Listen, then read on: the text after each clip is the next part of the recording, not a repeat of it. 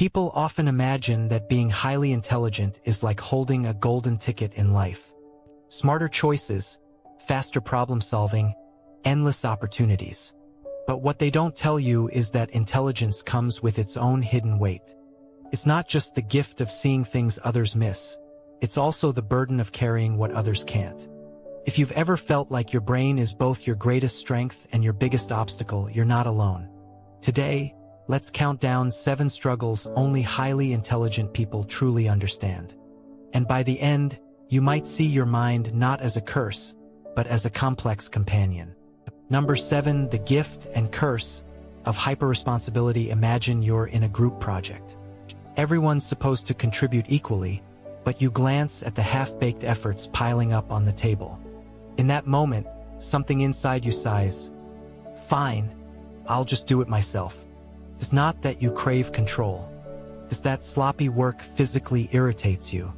To you, mistakes stand out like flashing red warning lights, and your brain simply won't let you ignore them. So you take on more responsibility than you should at work, at home, in friendships. You become the fixer, the person everyone goes to with the phrase, Can you just check this report? Can you just help me move this weekend? Can you just explain the tax code in simple English?" The requests pile up because people know you can handle them. Psychologists call this responsibility bias, an exaggerated sense of duty that often plagues intelligent people. You see the bigger picture, the consequences others overlook, and so you step in. But here's the dark side. Every time you shoulder the weight, you slowly burn out. You become the world's unpaid project manager, quietly resenting others while also resenting yourself for saying yes. It's like being trapped in a cycle of endless obligations, responsible not because you want to be, but because you can't stand the alternative. Number 6, too much empathy. Not enough chill. Picture this. A commercial about abandoned puppies flashes across your screen. Most people feel sad for a moment, maybe toss a donation, then move on. You're awake 3 nights later, haunted by the thought of a dog named Biscuit who may never find a home. You're running adoption probabilities in your head and mentally designing a rescue shelter. For intelligent people, empathy often scales with intellect. Your brain doesn't just see problems, it feels them. This comes down to something neuroscientists call mirror neurons. These are the brain cells that fire not only when you act, but when you witness someone else's actions or emotions. The smarter the brain, the stronger the mirroring, which means you're not just sympathizing, you're literally living other people's emotions as if they were your own. Sounds noble, right? Until you realize it's emotionally exhausting. Too much empathy leads to emotional burnout. You become like a Wi-Fi router overloaded with too many connected devices. Instead of buffering Netflix, it's your soul that slows down. So while your heart is in the right place, your mind often drags you into the emotional quicksand of every person, every problem, every sad story you come across. And sometimes, yes, you find yourself crying in the bathroom over a cartoon character's backstory. Number 5, you intimidate people without trying. Here's a strange one. You walk into a room and without opening your mouth, people stiffen. Someone cracks a joke, you don't laugh fast enough, and suddenly they're spiraling. Oh no, did I sound stupid? Are they silently judging me? This isn't arrogance on your part, it's projection on theirs. Social psychologists point to social comparison theory, the idea that people constantly measure themselves against others. When they sense you're more intelligent, insecurity sets in. Your presence becomes the pop quiz nobody studied for. The irony is, you're probably not even judging anyone. You're just standing there, overthinking what to do with your hands. But to them, you're intimidating and it can create distance. Friendships feel strained, small talk feels heavy, and sometimes people avoid you altogether. Not because you're unkind, but because they feel exposed. Being intelligent makes you accidentally threatening. You're not a supervillain, it's just that other people's self-doubts get louder in your company. And that can make human connection surprisingly complicated. Number 4, analysis paralysis in relationships. Dating as a highly intelligent person. Imagine trying to enjoy a picnic while your brain insists on running a background investigation on the ant population. Most people ask, "Do I like this person?" You ask, "Do I like their 5-year plan?" How would they handle conflict? Would they survive a zombie apocalypse? And what about their uncle's political opinions? Your brain doesn't date people, it audits them. Every red flag spawns a full forensic report. Every sweet gesture is cross-examined for statistical reliability. Instead of butterflies in the stomach, you end up dissecting the poor creatures under a microscope. Psychologists note that highly intelligent individuals struggle with relationships because they can't switch off analytical mode. Instead of living in the moment, they predict every possible trajectory. It's like trying to watch a movie but pausing every 5 minutes to read trivia on IMDb.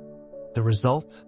You either scare people away with hyperanalysis, or you sabotage good connections by overthinking them to death.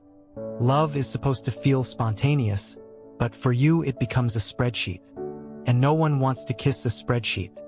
Number 3, productivity guilt. Picture yourself on the couch, snacks in hand, enjoying a mindless reality show. For a moment, bliss. Then it creeps in, the voice. Shouldn't you be writing that novel? Inventing an app? Reading about 17th century trade policies? For intelligent people, rest feels illegal. Psychologists call this productive anxiety, the guilt that comes from doing nothing when your brain is wired for constant stimulation. Even downtime feels like failure. But here's the paradox. Productivity guilt actually makes you less productive. Instead of truly working or truly resting, you get stuck in limbo, half doing everything. Doom scrolling while feeling guilty.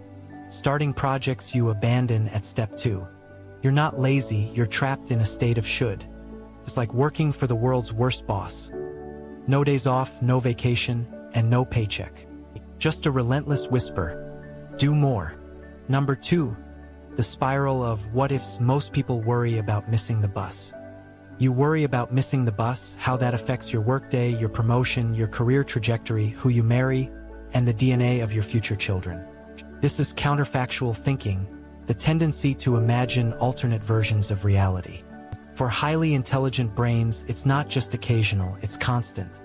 Your mind runs infinite simulations like a buggy video game engine. Instead of living in the present, you're haunted by ghost versions of your life.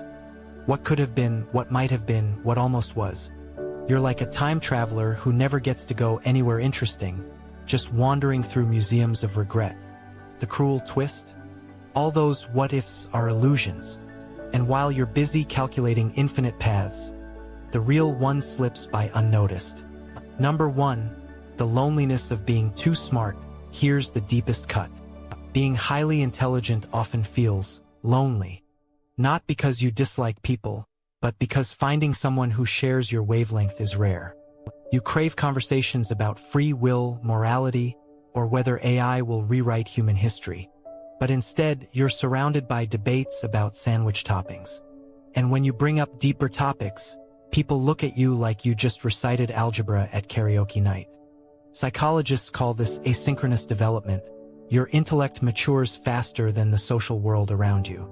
You're tuned to a frequency that doesn't always have a matching station. Even when people admire you, admiration can isolate. They put you on a pedestal, but pedestals are lonely places. Nobody wants to climb up there, they just clap from below. And you're left yearning for someone who sees the same stars through the same telescope. The greatest irony? Intelligence lets you glimpse galaxies, but it also makes it harder to find someone standing beside you, pointing at the same constellations. So there it is, the hidden struggles of being highly intelligent. Hyper-responsibility, empathy overload, intimidation, analysis paralysis, productivity guilt, endless what-ifs, and the loneliness of living on a different wavelength. If this feels like looking in a mirror, remember, you're not broken. You're just carrying a powerful mind that doesn't always fit neatly into the world. And while intelligence can isolate, it can also connect, when you find the courage to share it honestly. Thanks for watching. I'll be exploring more psychology and philosophy in upcoming videos. Subscribe if you want to keep diving deeper. Until next time, Take care of your mind, because it's the sharpest tool you'll ever have.